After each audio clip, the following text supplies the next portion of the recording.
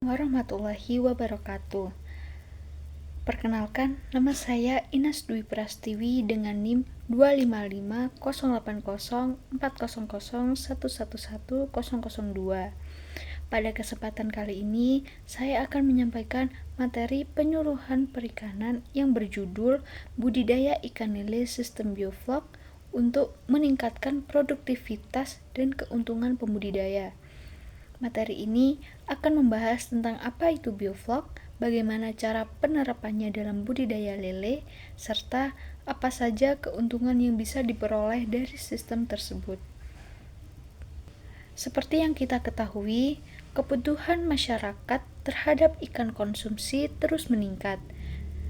Hal ini karena ikan merupakan salah satu sumber protein yang baik dan harganya relatif terjangkau. Salah satu jenis ikan yang paling banyak dibudidayakan adalah ikan lele. Selain mudah dipelihara, lele juga memiliki pertumbuhan yang cukup cepat dan permintaan pasarnya yang cukup stabil. Namun, dalam budidayanya masih ada beberapa kendala yang sering dihadapi pembudidaya. Misalnya, lahan yang terbatas, biaya pakan yang cukup tinggi, serta kualitas air yang mudah menurun. Salah satu solusi yang dapat digunakan adalah sistem bioflok. Sistem ini dianggap lebih efisien karena mampu memanfaatkan limbah budidaya menjadi sesuatu yang bermanfaat bagi ikan. Tujuan dari penyuluhan ini adalah untuk memberikan informasi kepada masyarakat ataupun pembudidaya mengenai sistem bioflok. Selain itu, diharapkan setelah mengikuti penyuluhan ini, peserta dapat memahami keunggulan bioflok, mengetahui tahapan budidayanya, dan bahkan mampu menerapkannya secara mandiri. Penyuluhan juga memiliki peran penting sebagai media penyebaran informasi dan teknologi terbaru di bidang perikanan, sehingga masyarakat dapat meningkatkan hasil budidayanya. Apa itu bioflok? Bioflok merupakan teknologi budidaya yang memanfaatkan mikroorganisme atau bakteri baik untuk mengolah limbah budidaya menjadi sumber pakan alami bagi ikan. Biasanya, sisa pakan dan kotoran ikan akan menjadi limbah yang dapat menurunkan kualitas air. Namun, pada sistem bioflok ini, limbah tersebut akan diolah oleh mikroorganisme dan berubah menjadi flok yang dapat dimakan kembali oleh ikan tersebut. Karena itulah, bioflok sering disebut sebagai sistem budidaya yang ramah lingkungan dan lebih efisien dalam penggunaan pakannya. Ada beberapa keunggulan dari sistem bioflok ini. Yang pertama adalah padat tebar tinggi, yang artinya dalam satu kolam kita bisa memelihara ikan lebih banyak dibandingkan sistem biasanya. Yang kedua yaitu hemat air, karena di sistem bioflok ini tidak memerlukan pergantian air yang terlalu sering. Yang ketiga, efisiensi pakan jadi lebih baik dikarenakan ikan mendapatkan tambahan nutrisi dari flok yang sudah terbentuk. Selain itu, pertumbuhan ikan juga relatif cepat dan sistem ini sangat cocok diterapkan pada lahan yang sempit, seperti di pekarangan rumah. Sebelum memulai budidaya, tentunya kita harus menyiapkan kolam terlebih dahulu. Biasanya kolam bioflok menggunakan terpal berbentuk bulat yang dilengkapi dengan aerator. Aerator sangat penting karena berfungsi menyuplai oksigen ke dalam air sekaligus membantu menjaga flok tetap melayang. Setelah kolam siap, air dimasukkan dan ditambahkan probiotik serta molase untuk membantu pertumbuhan mikroorganisme yang nantinya akan membentuk flok tersebut.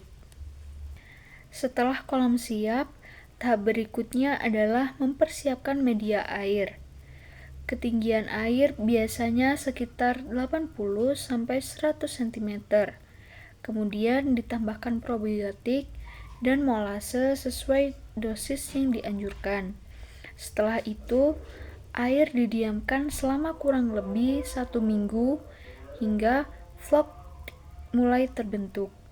Biasanya vlog ditandai dengan warna air yang berubah menjadi coklat kehijauan dan terdapat partikel-partikel kecil yang mengambang.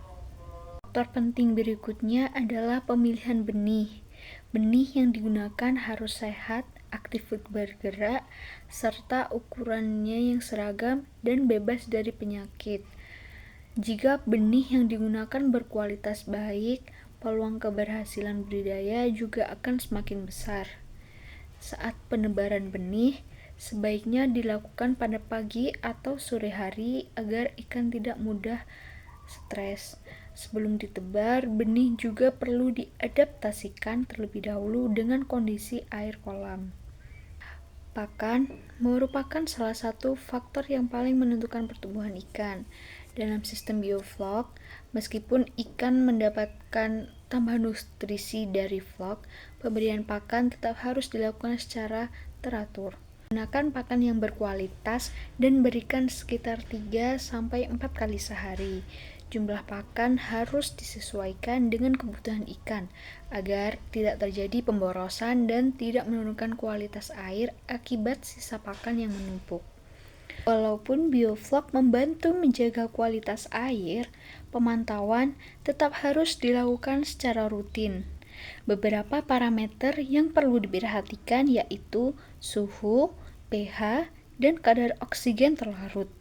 Aerator juga harus menyala selama 24 jam karena mikroorganisme dalam sistem bioflok ini sangat membutuhkan oksigen.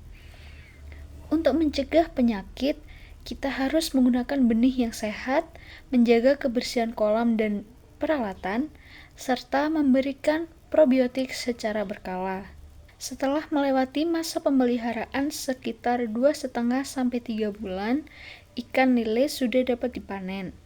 Panen biasanya dilakukan pada pagi atau sore hari agar kondisi ikan tetap baik. Jika melihat contoh analisis usaha pada slide ini, total biaya yang dikeluarkan sekitar 3 juta rupiah. Kemudian, apabila hasil penjualan mencapai 5 juta rupiah, maka keuntungan yang diperoleh sekitar 2 juta rupiah. Dari contoh tersebut, dapat kita lihat bahwa budidaya lele sistem bioflok ini cukup menjanjikan dan berpotensi memberikan keuntungan yang baik apabila dikelola secara benar. Sebagai penutup, dapat disimpulkan bahwa sistem bioflok merupakan salah satu inovasi teknologi dalam budidaya perikanan yang dapat membantu meningkatkan produktivitas usaha budidaya ikan lele. Melalui sistem ini, limbah yang berasal dari sisa pakan dan kotoran ikan dapat dimanfaatkan kembali oleh mikroorganisme, sehingga kualitas air tetap terjaga dan lingkungan budidaya menjadi lebih baik.